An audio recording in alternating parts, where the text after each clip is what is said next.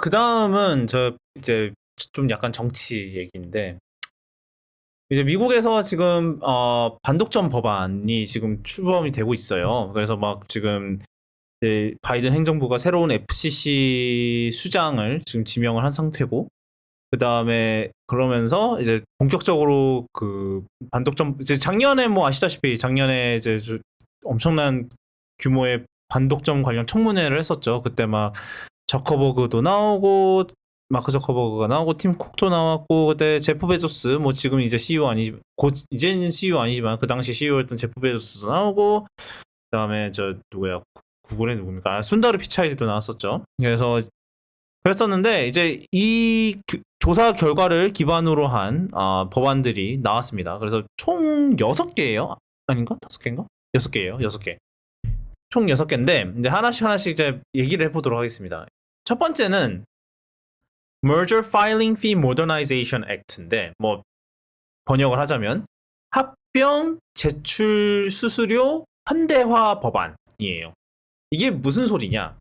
이제 보통 이제 뭐 예를 이제 뭐 인수를 할 때 이제 이거를 뭐 저쪽 그 법무부나 아니면은 이제 저 FCC에 이제 신고를 해야 되죠. 예를 들어서 이제 페이스북, 인스타그램 샀을 때 뭐 이럴 때.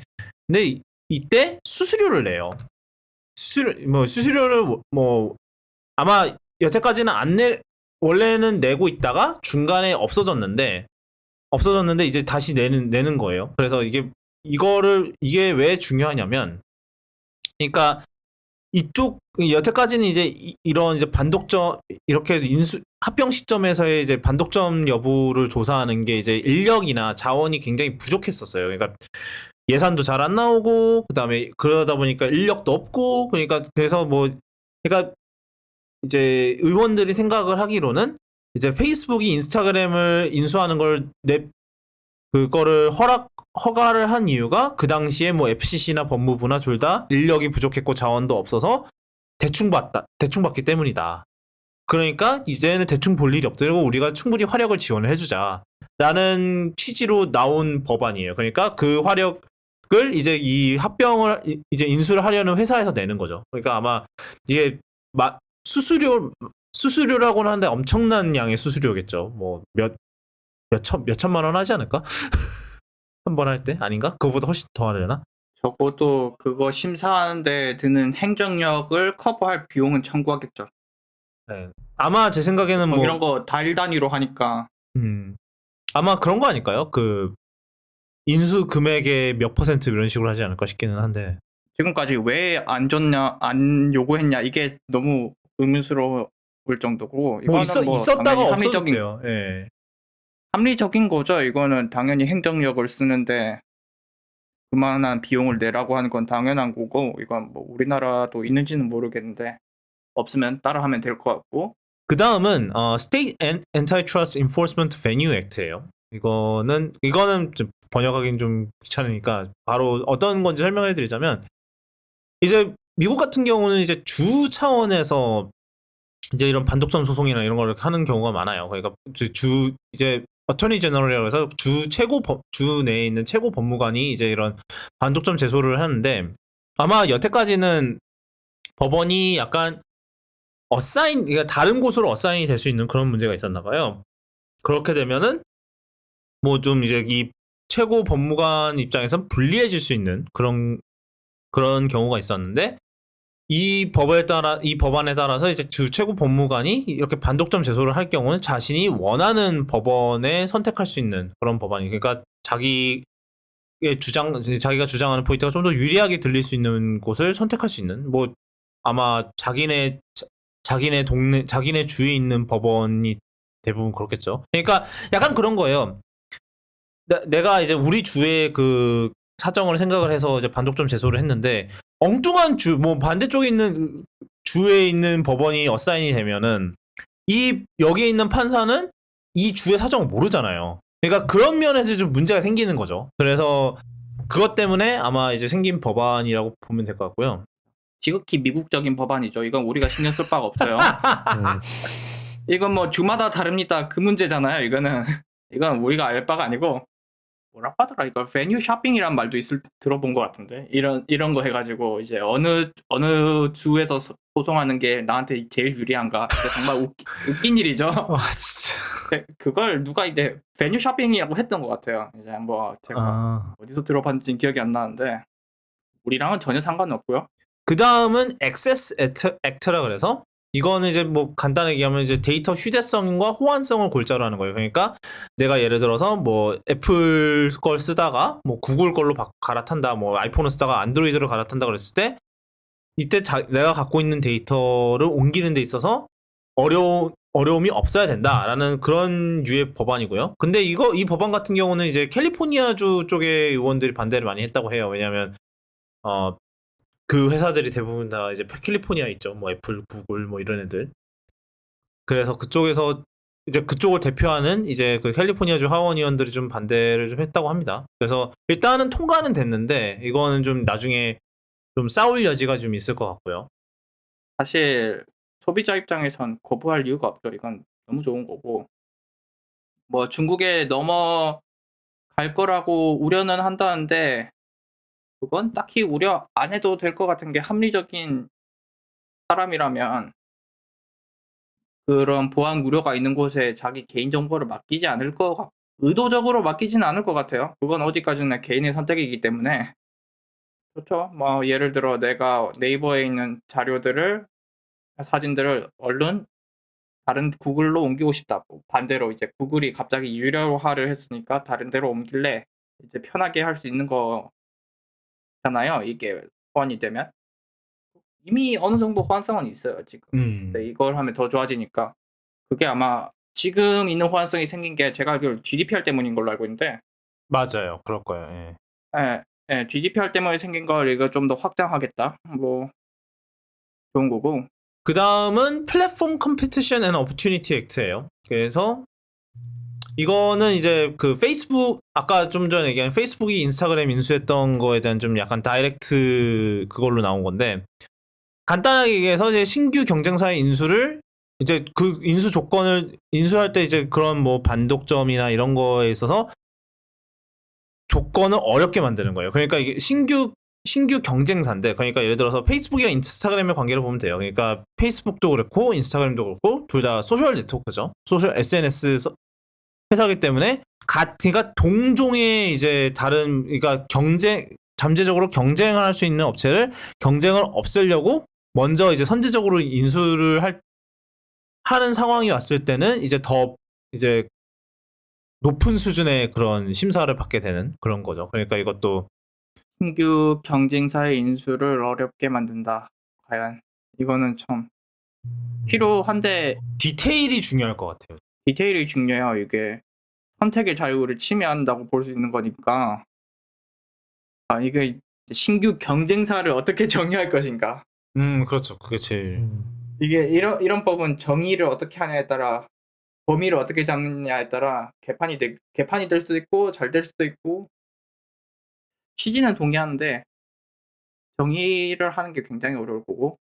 그 다음에 아메리칸 초이스 앤 이노베이션 액트.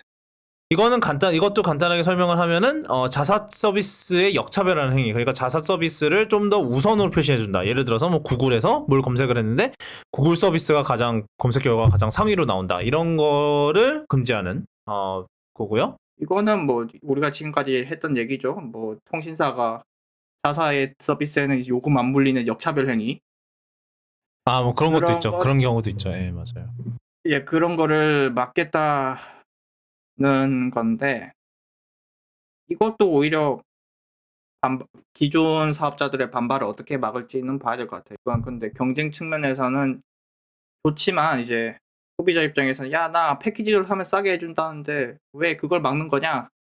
이렇게 생각할 수도 있거든요. 사실 망중립성이 좀 잘 안 와닿는 이유가 큰 이유 중 하나가 그거죠. 사실은. 그렇죠. 패키지로 사면 싸게 해준다는데 그게 뭐가 문제야? 라고 생각할 수 있거든요. 예를 들어 내가 여기서 사면은 뭐 여기 인터넷 사면 티빙이 공짜래. 그게 뭐가 문제인데 장기적으로 문제가 될 수 있거든요. 그러니까 그다음에 엔딩 플랫폼 모노폴리스 액트. 이거는 뭐 플랫폼 독점을 중단하는 뭐 법안 이런 이거죠. 이거 같은 경우는 이제 대표적으로 이제 예를 드는 경우가 이제 아마존 같은 경우는 이제 자기네들이 갖고 있는 판매 데이터를 바탕으로 지네들만의 이제 그 브랜드가 있잖아요. 아마존 베이직스.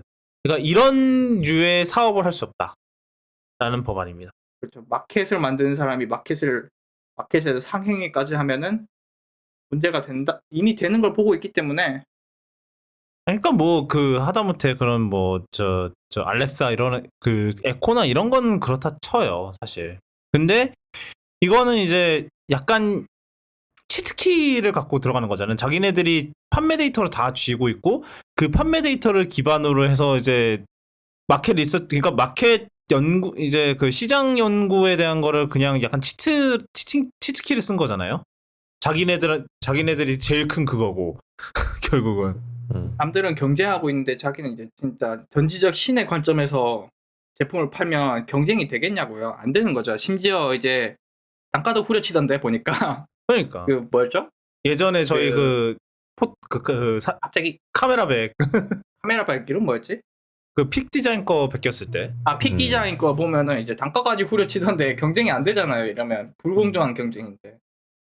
그래서 굉장히 지금 그 포괄적이에요. 되게 다양한, 이제 어떻게 보면 되게 다양한 경우에 이제 그 IT 산업에서 일어날 수 있는 그런 독점적 행위들을 견제하기 위한 법안들이 다수 나왔는데 좀 다 이론적으로는 좋아요. 음. 다 동일한데 이게 실제로 될지는 모르겠고.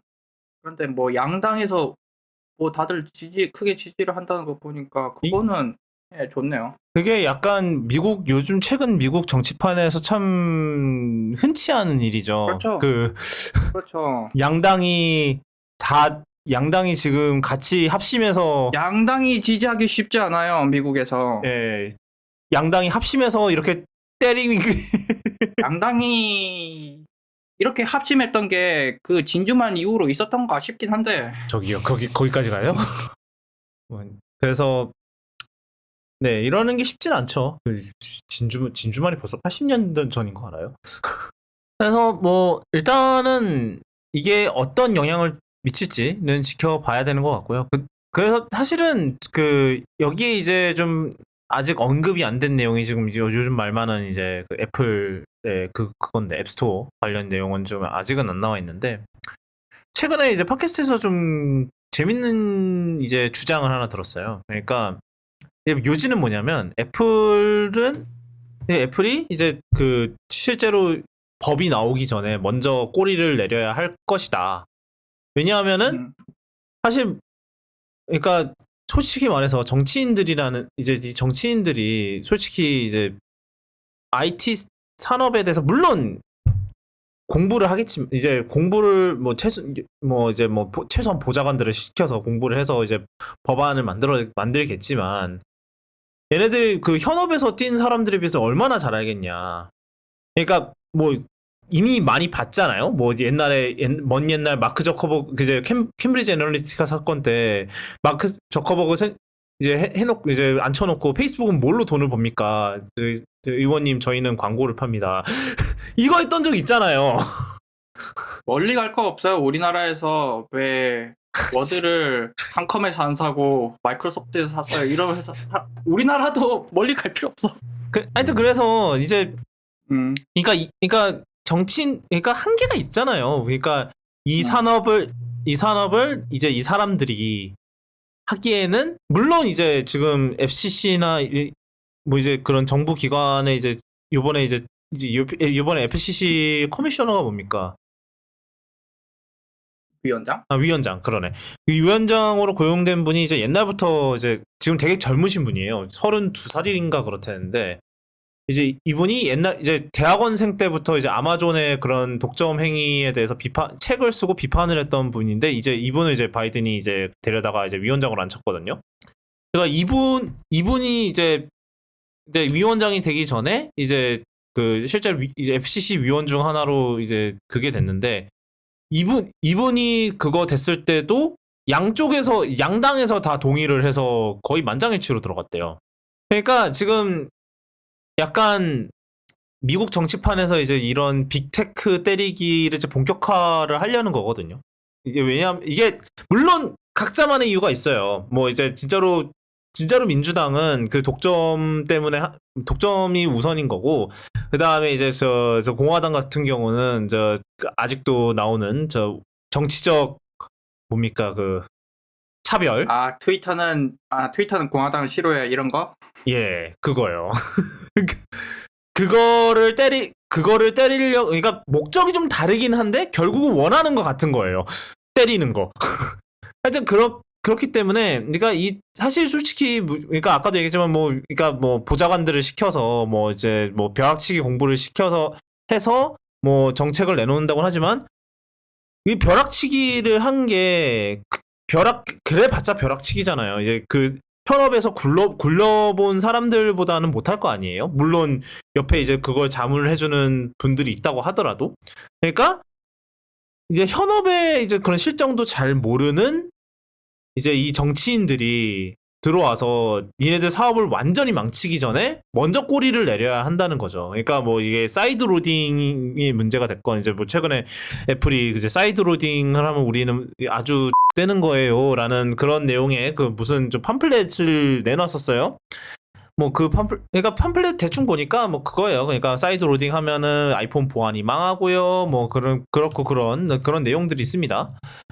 그런데 그러니까 이게 사이드 로딩에 대한 그게 어쨌든 간에 애플 입장에서는 사실 사이드 로딩까지 가기 전에 분명히 이거를 끝낼 만한 방법이 여러 가지 있거든요.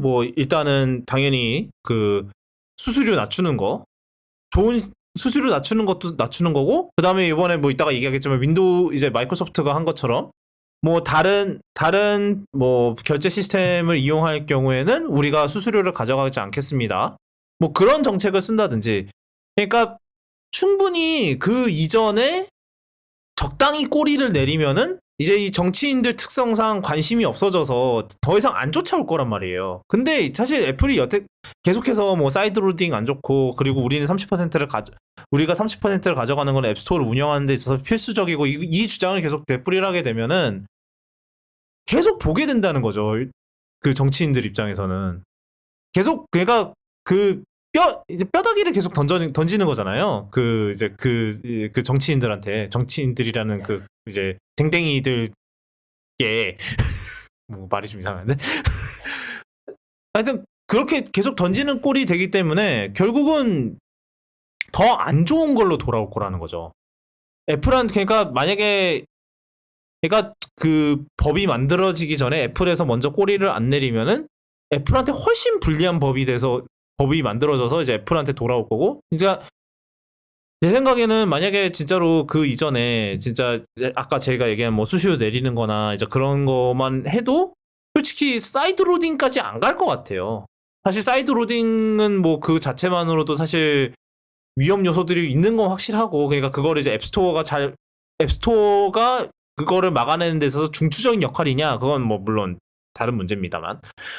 그런데 제 생각에는 애플이 지금 이제 꼬리를 내리지 않으면 더 안 좋게, 애플한테 훨씬 더 불리하게 일이 돌아갈 것 같은 느낌이 들어요. 그래서 애플이 사실 저희가 이제 지금 지난번에 WWDC 때도 얘기했지만 애플이 관련 발표를 전혀 안 했죠. 물론 그때는 그거를 발표할 만한 자리가 아니긴 했지만, 근데 이제 점점 이제 그 발표를 할 수 있는 타임라인이 점점 좁혀지는 것 같아요. 그러니까 빨리 이거에 대해서 정책 수정을 하지 않으면은 더 불리한 법이 돼서 돌아올 거고, 그러면은 결정적으로 이런 난리로 인해서 더 손해받는 거는 결국은 이제 아이폰을 사용하는 소비자들이 아닐까라는 생각이 드네요. 네. 그렇습니다. 하여튼 네, 반독점, 그러니까 이런 법들이 생기는 건 좋아요. 근데 이제 저는 이제 이런 정치인, 그러니까 우리 모두 그렇잖아요. 이런 정치인들이 이런 걸 한다 그러면은 솔직히 약간 좀 의심의 눈초리로 볼 수밖에 없잖아요. 요즘 대표적으로 요즘 최근에 이제 저 야당 대표 되신 분 그분 그 따릉이를 타셨는데 헬멧도 안 쓰고 뭐 보도에서 달리고 있고 뭐 등등등등. 그러니까 이런 정치인들이 움직이면은 그러니까 물론 이제 그러니까 순수한 의도를 갖고 움직이시는 분들도 있을 거예요. 있을 건데 이제 대부분은 안 그러죠. 많은 분들이 안 그러죠. 그러니까 이제 뭐 정치인들이니까 정치적인 의도를 갖고 움직이게 되는데 결국은 이 정치적인 의도를 갖고 움직이게 되면은 진심이라기보다는 결국 쇼를 하는 거잖아요. 그래서 그런 쇼로 인해서 더 큰 피해를 받으면은 그거는 결국 소비자들에게 피해가 돼서 돌아오는 게 아닐까라는 생각이 들 수밖에 없을 것 같아요. 네, 이 얘기는 여기까지 하고요. 뭐